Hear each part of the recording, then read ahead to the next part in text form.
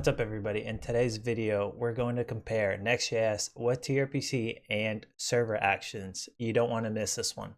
We're going to check out how these two technologies stack up against each other. While Next.js and tRPC are a well-known dynamic duo, almost like a Robin and Batman-esque. It's Batman and Robin, not Robin and Batman. Now Next.js 14 is out and ready, and it's packing some pretty neat features, like first-class support for React server components, a seamless integration with React, making your components even more powerful and more dynamic. Of course, we can't forget about server actions. This feature empowers you to execute code on the server side during runtime, bringing a new level of flexibility to your application. And third, partial pre-rendering. This feature allows you to selectively pre-render parts of your application, optimizing critical sections for faster load-up times. But there's a catch to all this. It's an exclusive feature that can only be used on Vercel. With all 6 stones, I could simply snap my fingers. Before we jump in, if you find this content helpful and you're excited about what's to come, please hit the like button. It does help tremendously grow this channel. Okay, here's the basic rundown of what tRPC can offer you in your next $1 million startup. Your next $1 million startup. One of the key features of using tRPC is reduce the risk of runtime errors, improve code quality. It uses Zod for the validation of its schemas or of using its inputs. We'll get to that later. Mutating data is very easy too. tRPC provides helper functions. Wow, that was hard for me.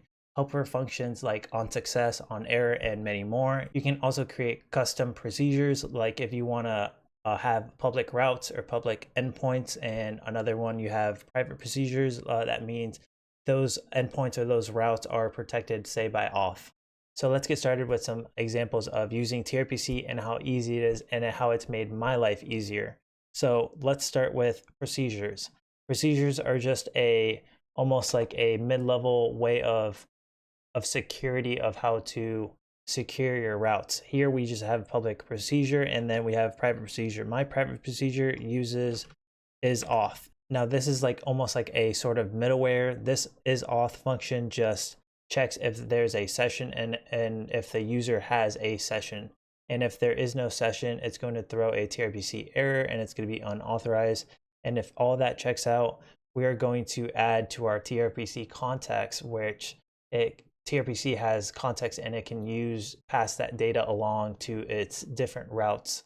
And I'm passing my user ID, my user role, and my user organization ID, and the rest of my user, session object. Let's go over one of my tRPC functions. This function is called add user to org, which is, self-explanatory. It just adds a user to an organization. It takes an input. It's validated by Zod. Everybody loves Zod. And it's an object. It takes a username, a name, and an email from a user. And here we have a mutation. tRPC has a query and mutation. This mutation function is going to change certain things. So it's going to grab the input and it's going to grab our context. Remember, context has our user organization ID and our user role. The first thing we check if there is no user organization and if the user role is not an admin, we throw a tRPC unauthorized error. We get out of there. If all that checks out, we insert the new user's credentials into our database. And then here we have revalidate tag, and all that tells is Next.js to revalidate the data that was specified under this tag, which is org users. And I can, you can change it. It can be anything. It can be org, it can be organization users, it can be whatever. It's up to you. You set that up how you want to set it up. That's a Next.js thing. Okay, now this is a query function that tRPC can offer. This is just get organization's license. It's a private procedure course. Everything here under organization, under this organization module class, tRPC router, it's going to be using my private procedure. And then this, of course, it takes the user's role and the user's organization from the context object. Of course, we throw unauthorized if none of that checks out. And then we just return the license of that organization based on the current user's ID. And then now let's go check out the add user page. We gotta go through the dashboard, go to users, and then here, let's do this, see if it works. In this database, I did run a little test earlier. Test new user is the name, and the email is newuser.email@email.com. So let's create another one. New test user, new test email.com.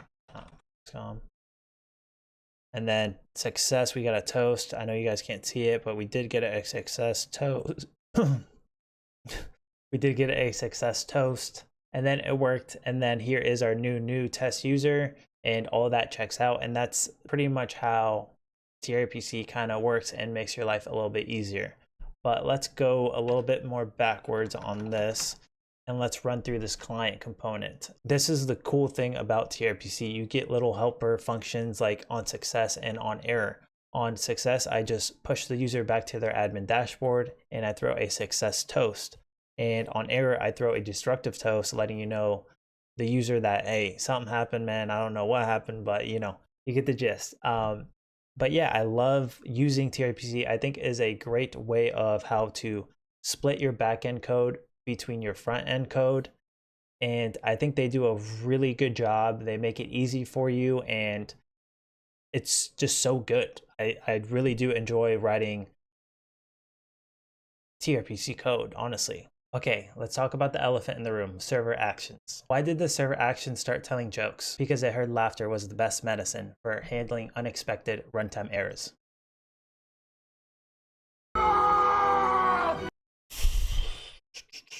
Yeah. Okay, now here we're going to focus on a little bit of server actions, and this is just another little T3 stack, example. It uses Drizzle and tRPC. If you see here, it's going to call a query function just to say hello from tRPC. Let's change that and let's make a little server action here. And again, all you have to do to create server actions is just create a TS file, name it whatever you want. I usually name it _actions or _server actions, whatever it may be. And all you have to do is just declare use server top level line number 1, and Next.js treats everything underneath that as a server code, server logic. So here, let's try to implement say hello from our server file. So there it is, it worked flawlessly. We get hello from our server code right there. And that's how you make a very simple server function. Okay, now this is our new create new post function. It's going to intake a form data. It's not going to return anything, so that's why it's a promise of void. It's going to do that whole promise thing. It's going to be a timeout of 3 seconds, and we're just going to log our form data, our new post name or title to the terminal. And then here we're going to pretty much change all of this. We don't need any of this. We don't need states. We don't need this tRPC function. We don't need auto-submit. We don't need value on change. And we really don't need this button. You'll see why. All we have to do is just change this form. Let's do that on action or action. And then let's call our create new post. We don't need this. And then I did make a submit button here to show loading states. Next.js does offer or suggest doing this. And this is what Next.js suggests to do when showing users loading states in a server action when dealing with forms. This is what they have so far. So yeah, this is straight from their docs. So I'm just following their docs. See if it works. New post here.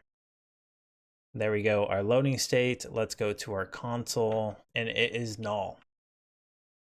For some reason, it is null. We didn't add a name to it, which is specified as name in our server action here. Yeah, it's form data.get name. Yeah, so that is the problem. Make sure you set up a name property on your inputs, and everything should work here now. Yep, there you go. So that is pretty much how server actions work. with this new update on Next.js, specifically Next.js 14. Hopefully you guys enjoyed this brief introduction between tRPC and server actions with Next.js. There are pros and cons going with each other. tRPC takes it takes a little bit to get used to. Server actions very easygoing, but there's a lot of non-restrictions. I do know that if we do look, so yeah, it does look like they make it very easily to validate with Zod, and this is really good. You want validation, you want exactly what you think you are getting, and Zod does provide that. Here we have a schema.saveParse email email. Yeah, it seems very good. It almost kind of represents our tRPC example with the input that Zod provides for the validation. Okay guys, that was a brief introduction with just a very basic form using server actions and Next.js. Now this brings us to the end of the video. Hopefully you learned something new. Catch you guys in the next video.